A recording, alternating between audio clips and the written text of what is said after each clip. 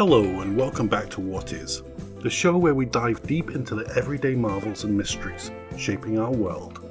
Today we're dissecting a device that's so ubiquitous, so deeply woven into the fabric of daily life that it's almost become an extension of ourselves. We're talking, of course, about the smartphone, and more importantly we're asking, what exactly is a smartphone, and how did this pocket-sized powerhouse fundamentally change the way we communicate? Now before we get too technical, let's set the scene.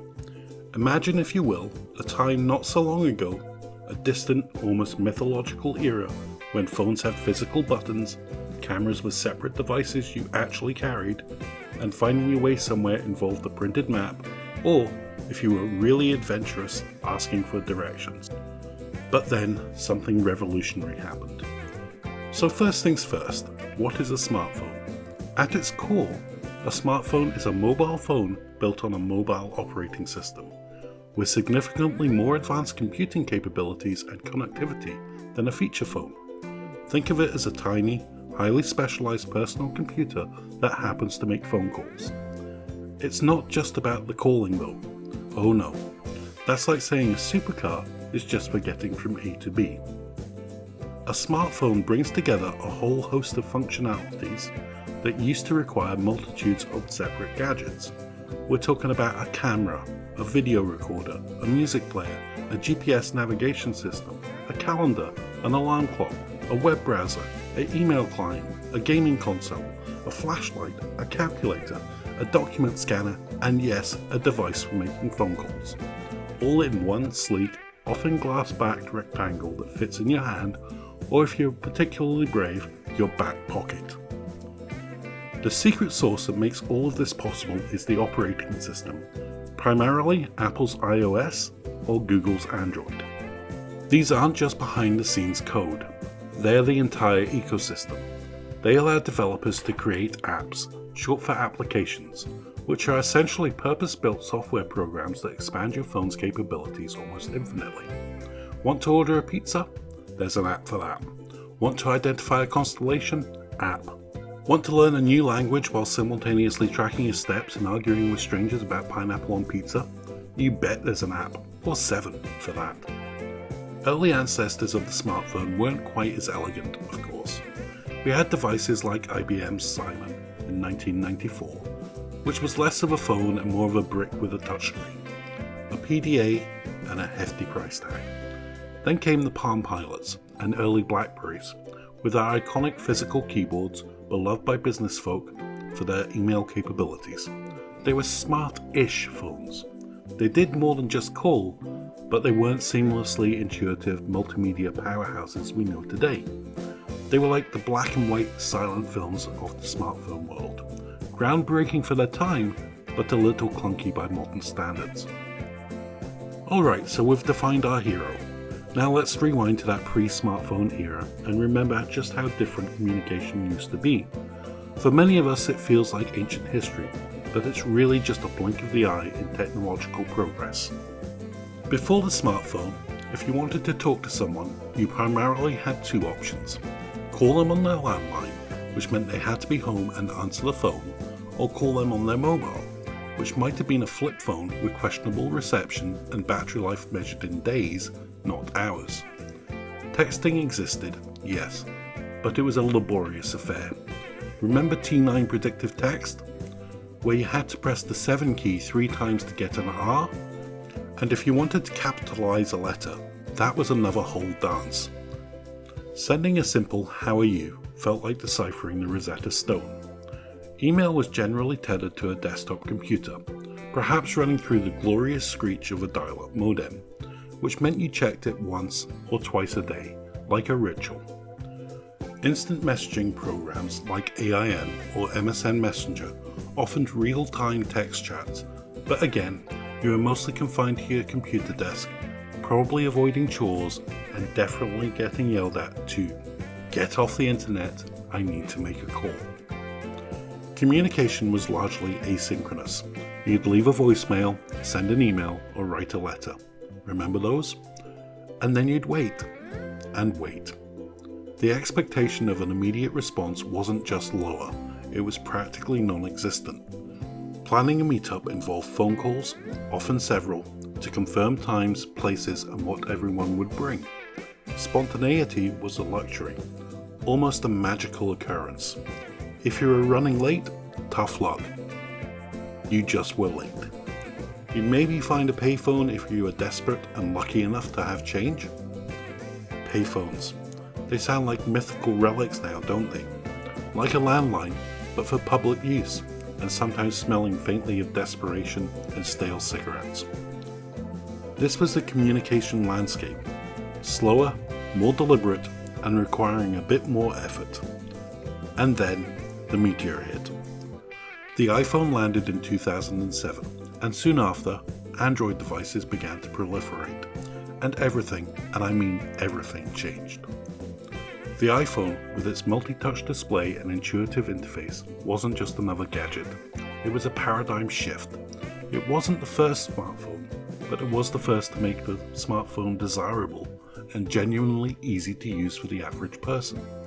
Suddenly we had a powerful computer in our pockets, controlled by the simplest interface of all, our fingers. No longer did we need a stylus or a tiny keyboard. The screen was the keyboard. The screen was the interface. And crucially, it introduced the App Store, a revolutionary concept that unlocked an entire universe of possibilities. Suddenly your phone wasn't just a tool, it was a customizable, infinitely expandable platform. Android followed swiftly, bringing similar capabilities to a wider range of devices and price points, truly democratizing the smartphone. These devices weren't just making existing forms of communication easier, they were inventing entirely new ones. So how did this seismic shift unfold? How did the smartphone change communication? Let's break it down. First, and perhaps the most obvious, was the explosion of instantaneous multimedia communication. Before, sending a photo involved emailing it from your computer, or perhaps, if you were feeling retro, printing it out and mailing it. Now, snap a picture, tap a button, and it's halfway across the world in seconds. A video of your cat doing something adorable? Instantly shared. A voice note to your friend explaining something complicated? No problem. The ability to seamlessly integrate text, images, video, and audio into a single conversation stream meant our interactions became richer, more expressive, and utterly immediate.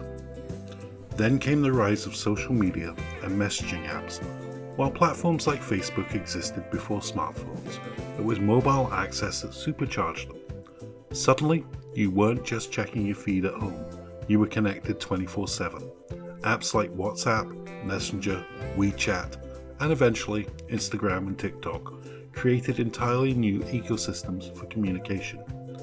Group chats became the new town square, where family dramas played out, friendships were forged, and an endless stream of memes flowed.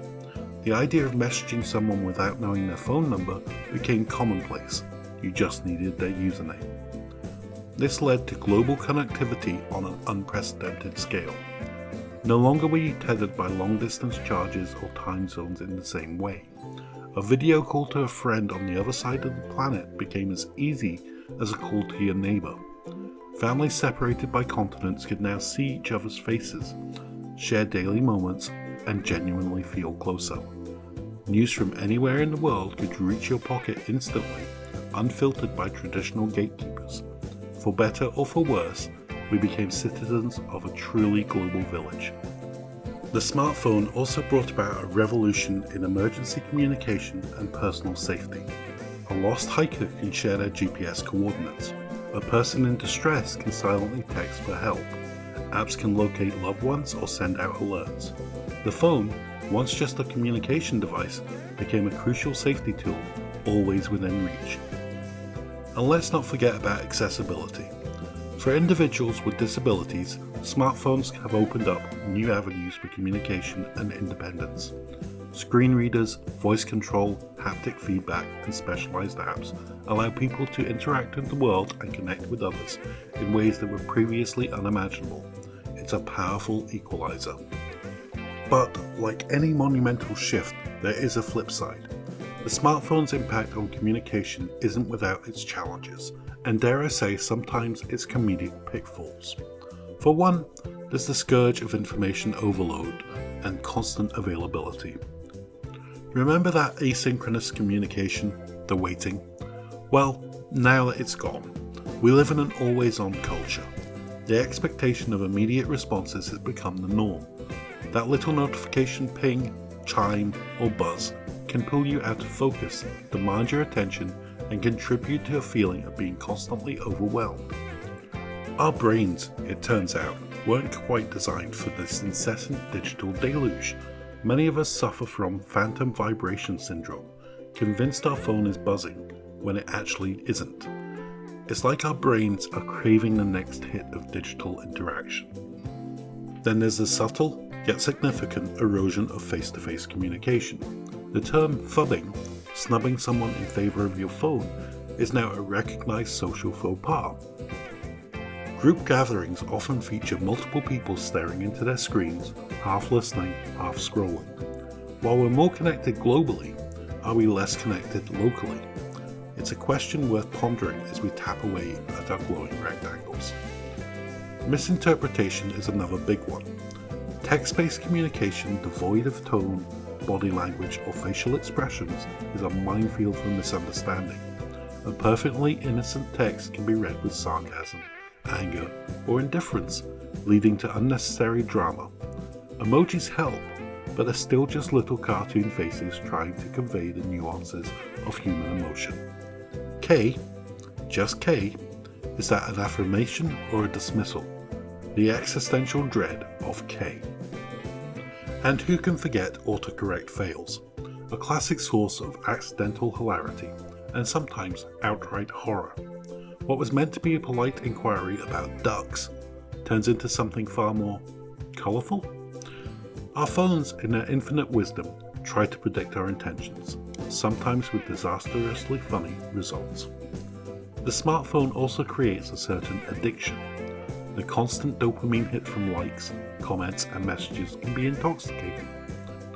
We spend hours scrolling, refreshing, and engaging, often at the expense of sleep, productivity, or real-world interactions.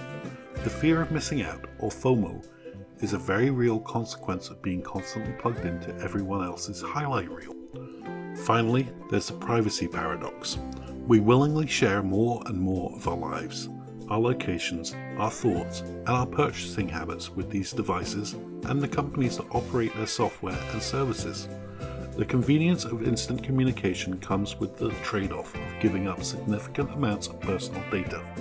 The call is coming from inside the house becomes the data is coming from inside your pocket. So where does that leave us? The smartphone isn't just a phone. It's a personal portal to the world. It's a communication superhighway, a media hub, an information repository, and a constant companion. It has democratized access to information and connection, allowing us to share our lives, collaborate across distances, and react to events in real time like never before. It has broken down barriers of distance and time, making our world smaller and more connected. However, it has also introduced new challenges.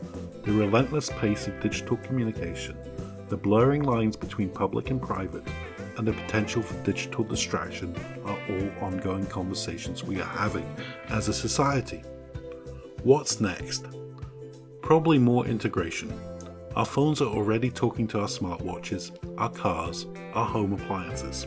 They're becoming even more intelligent, anticipating our needs and perhaps even understanding our unspoken desires.